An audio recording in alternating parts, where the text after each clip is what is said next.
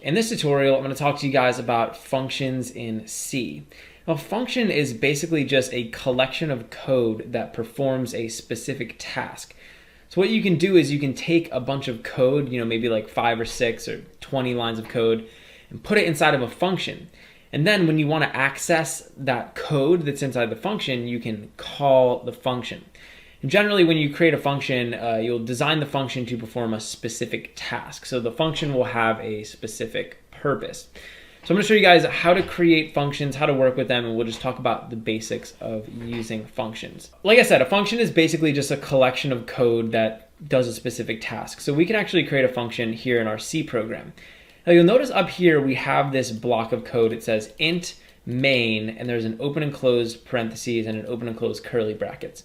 And we've kind of just been using this for the entire course. Like up to this point in the course, we've just been kind of using this main little block of code here. But actually, this is a function.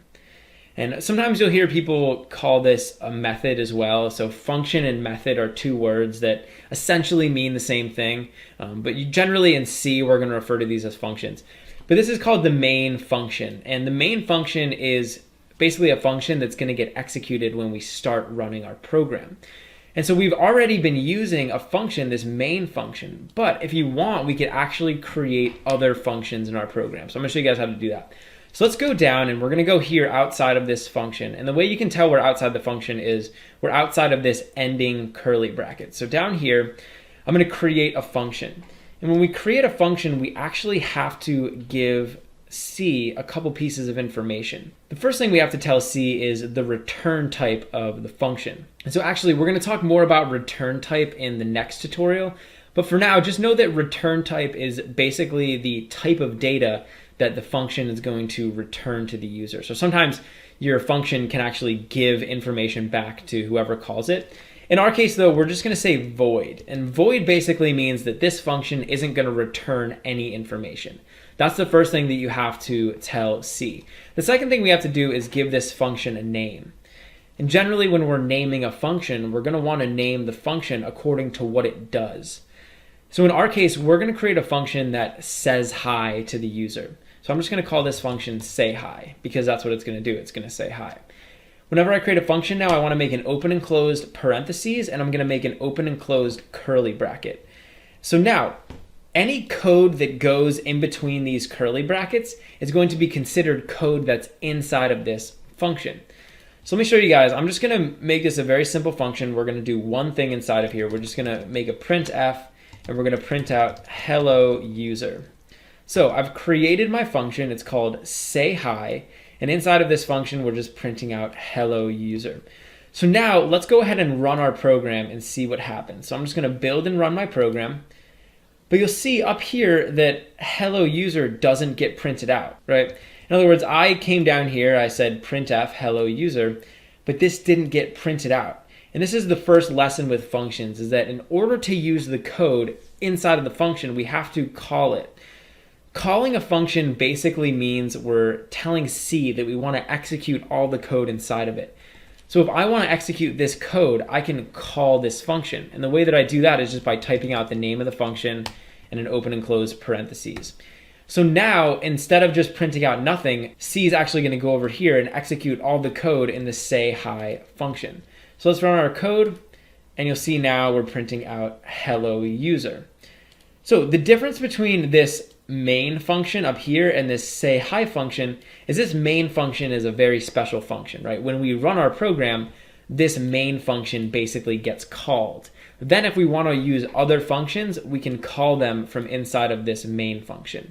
And that's sort of how this is going to work. So also I want to show you guys one other thing. I just want to illustrate the flow that these functions take. I want to show you guys how these get executed by the program. So I'm printing out top and I'm printing out bottom, and I'm calling say hi right here. So now I'm going to run my program again, and you'll see we're printing out top, then we're printing out hello user, then we're printing out bottom. And this might have looked a little bit better if I put new lines, but essentially what's happening is when C goes to execute this program, it's going to execute this first line of code, printf, so it's going to print out top. Then we're telling C that we want to call the say hi function. C is now going to jump over here to the say hi function, and it's going to execute all of the code inside of here. So in this case, we just have one line of code, but I could put any number of lines of code inside this function. So if I had like 5 lines of code, it would execute all 5 of those lines of code. Then it's going to jump back up here, and it's going to move on to the next instruction. So that's kind of how that works. And that's sort of the basics of writing functions. Anytime you have a block of code or a bunch of code that does one thing, or that you want to kind of encapsulate into its own little container that you can call, you can put it inside of a function, and then whenever you want to access it, you just call it. But these functions can actually do a lot more. So one thing we can do is we can give these functions some information. So I can actually give this function a piece of information, and it can use that information to do different things. This is what's called a parameter. And a parameter is basically just a value that we give to a function. So let's say in this say hi function, instead of just saying hi to the user, we wanted to say hi to someone specifically. Well, I can actually come down here in these parentheses, and I can specify a function parameter. And I can specify a parameter a lot like I would specify a variable. So I could say, for example, char name and an open and closed square brackets. And basically what I'm saying down here is this say hi function is going to take as a parameter, in other words, as an input, a string of characters called name. And what I can do is I can come down here and I can actually print that out. So I could say %s, and we could print out name.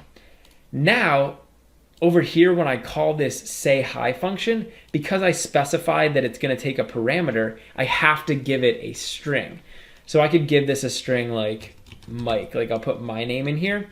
When I call this say hi function now, I'm passing the value Mike into this function. So Mike is going to get stored inside of this name array, and we're going to be able to print it out down here.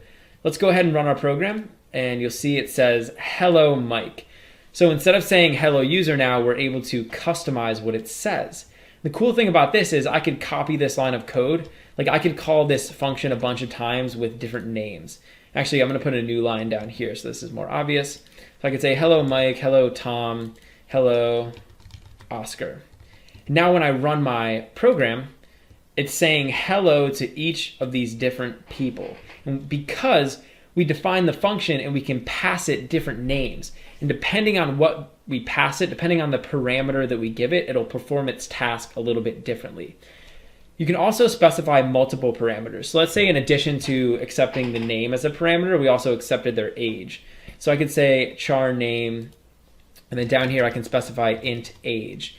And now we're basically saying that this is going to take an age as well. So I could say hello, and then I could say you are, and we'll say the age. So now over here, in addition to just saying name, we can also say age. So now when I run this function, and when I call it, I have to also give this an age. So we could say like 40, 23, and 70. And now this is going to print out all of that information for us. So hello Mike, you are 40. Hello Tom, you're 23. Hello Oscar, you're 70. And you can pass as many parameters as you want into one of these functions. You always just have to make sure though that you're passing a parameter when you're calling the function, just like that. So that's the basics of using functions, and in the next tutorial we're going to talk about this guy over here, which is the return type, and we're going to look at how we can get information back from a function.